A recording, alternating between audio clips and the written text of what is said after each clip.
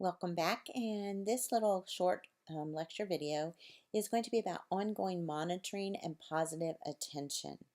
So this slide right here presents the idea of catching children being good. There are two important issues here. First, give children attention, whether that's verbal or nonverbal, when they're engaging in appropriate behaviors.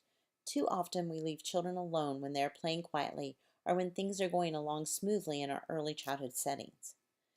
Secondly, provide feedback for their effort, thinking, and problem solving, such as, "What a great idea!" or "Brilliant thinking and figuring that out." And I love this, what I heard from a teacher. She said, "Kiss your brain.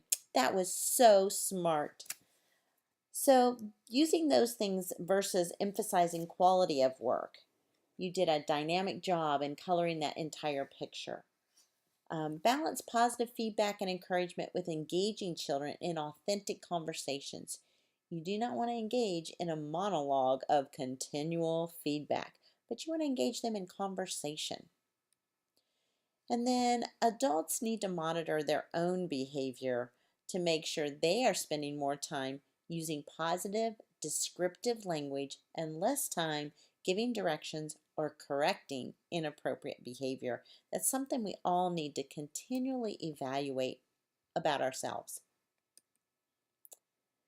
We're going to watch a little video, and one of the things you could do, and we're not going to do all of this, but just count the number of times the teacher says positive things or uses positive nonverbal behaviors such as high fives or pats on the back or handshakes. Blue? Yeah. What are you going to put on blue? Scarf. A blue scarf. Yeah. Can you read the sentence for me? Sure. Put on snowy blue scarf. Very good. Let's find his blue scarf. No. Are these scarves? No. What are they? Yes. Are these scarves? No, they're blue. They're boots. These are scarves. Yeah. Okay. And what color do you have to put on? Blue. All right. Can you put it in the back? Here, I'll slide this down, then you can put it on. Okay. Was it bothering you that it was up over that? No. Okay. Where's that going to go on his what? Neck. On his neck. Where's your neck? Right here. Look, he has on a blue scarf. All right. Your turn. Me. Your turn. Oh. Who's there? Ellie, what are you going to put on? Who's on the front door? Pink.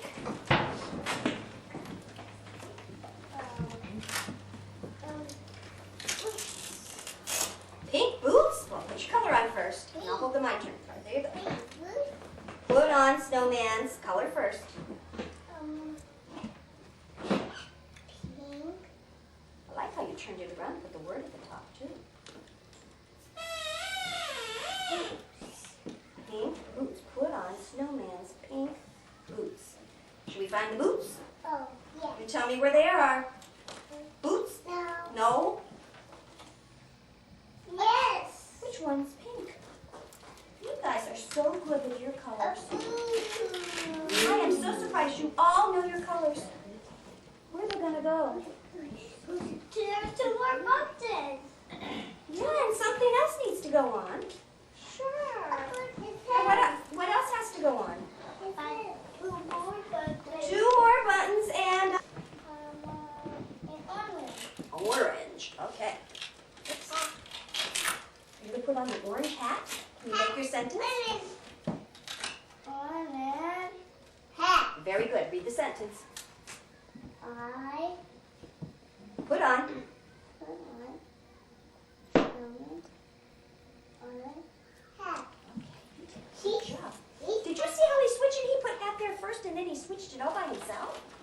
He's very good.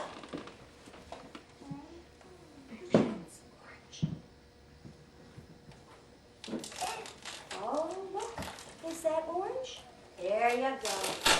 Orange hat. Look, thumbs up. Good job. What a great activity. I thought that activity was really fun. Just the children learning their colors and reading a sentence with those picture words. How fun is that? So there are three major principles of using positive feedback encouragement. So positive feedback encouragement should be, first of all, contingent on appropriate behavior. For example, when Cameron hangs his coat in his cubby, the teacher can acknowledge it by saying, "Cameron, thank you so much for hanging up your coat all by yourself." When you observe Patrick washing his hands before lunch, you can give him positive feedback with a thumbs up and verbally describing what he did. Second, it should be descriptive. Rather than just saying "good job" or "thanks," you provide a brief description of the behavior that you just observed. This feedback helps children know exactly what the behavior is that you would like to see repeated. For example, you might say, "Thanks for hanging up your coat all by yourself, Cameron. You sure are getting big." Or, "Wow, Patrick, you just washed your hands all by yourself without Miss Ellie or me even telling you to do it." Thirdly, it needs to be conveyed with enthusiasm. So the tone of voice, facial expressions, being down on a child's level, and the timeliness of when the positive feedback is delivered are all variables that affect the spirit in which positive feedback is accepted. Many children inherently like feedback from adults, and as we know, they will typically do many things to gain adults' attention. Yes, the good and even the not so good behavior. And our enthusiasm when we deliver feedback conveys to young children that we are paying attention to them, that their behavior matters to us, and that we celebrate their accomplishments. And think of the number of times you've heard a young child say, "Teacher, I did it, I did it, I did it." It makes us smile just remembering the enthusiasm of young children when they have mastered a new skill or tried something that they have never done before.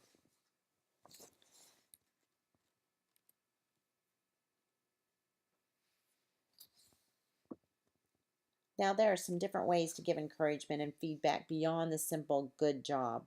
So, we want to encourage you to think about other ways to verbally give feedback and ways to give nonverbal feedback and encouragement.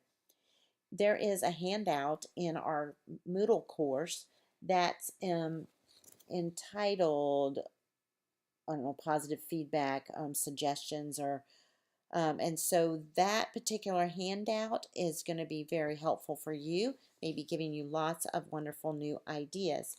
Um, I'm just going to real quickly go to it so you can see it. Looks like this. Okay, so it's some starters for giving positive feedback and encouragement for effort, thinking, and problem solving. And you can look through this and pick out some of the ones that might be your favorite. Um, There's some really good different kinds of things that maybe we haven't thought about. It's always nice to have some other ideas of how to give feedback to children. I'll let you read a couple of those. We do need to remember that types of positive feedback and encouragement should be individualized for each child. For example, some children may not feel comfortable being encouraged in front of a group, while others may really like to be encouraged in front of a group of peers and are just so excited when you do that. And they thrive in that. So we have to look at the individual preferences of children. There also may be cultural variations on what is typical and or acceptable. So we want to think about those things. For an example, Kunal, a 4-year-old boy who struggled to be independent, was extremely persistent. And after trying for many minutes to complete a task such as riding his bike up a slight incline and numerous slips backwards, he would get angry at his mom and dad if they acknowledged his efforts. He would even go so far as to say, "Don't say you did it." Or if they patted his back as he finally pedaled away, he would cry out, "No, don't pat me." For Kunal, the challenge and then ultimate success, although stressful and frustrating at times, was rewarding enough at that moment. His parents learned that for him, bringing up these successes later, at bedtime when talking about the day or hugging him and telling him how proud they were that he was learning to ride his bike so well, was a better strategy for providing positive feedback for Kunal's efforts. So we want to use positive feedback and encouragement. So we want to also think about the idea that a real key to increasing children's appropriate behavior is giving positive feedback.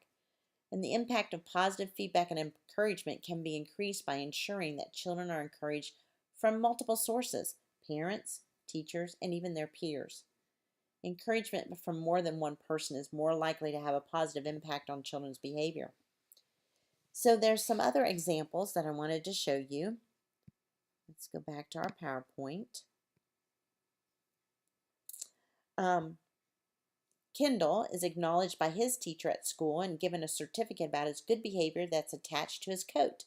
The bus driver acknowledges him as Kendall gets on the bus to head home, and then both of his parents acknowledge his appropriate behavior at home. So by using this strategy of sending home a complimentary note, his teachers helped Kendall receive 3 pieces of information about his behavior with one simple note. Mom, Dad, and the bus driver have all commented on his great sharing today.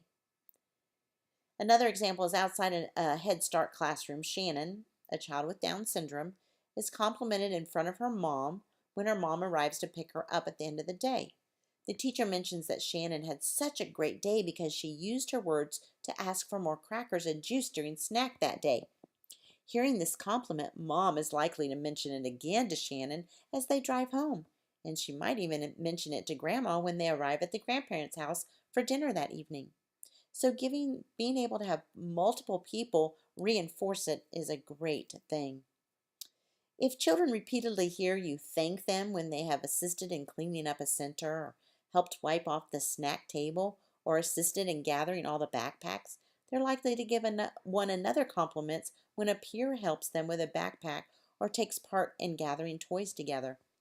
Again, my grandson is just 2 years old, and because all of us around him have used thank you, Weston, for doing something nice or appropriate, he is now telling us all the time, thank you, Nana, or thank you, Jida, or thank you, Daddy, when we help him or when things happen in a nice way for him. So it's good if they hear it and it's modeled, then they turn around and do it as well. So we're not going to actually do that. So just wrapping up, a review of the major messages. First and most important that we can do is to build positive relationships with every child and family, as well as with the other professionals who work with us and work with the children and his or her family.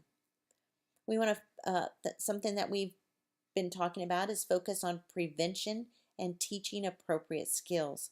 Strategies we've discussed during many of our PowerPoint lectures here, such as looking closely at the physical environment, considering the schedules and the routines and transitions and rules within your setting, and forms and frequency of positive feedback and encouragement used.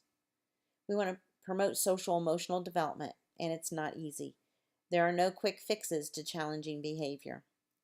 And then promoting children's social emotional development requires a comprehensive approach that includes building relationships, evaluating our own classrooms and behaviors, and of course, teaching.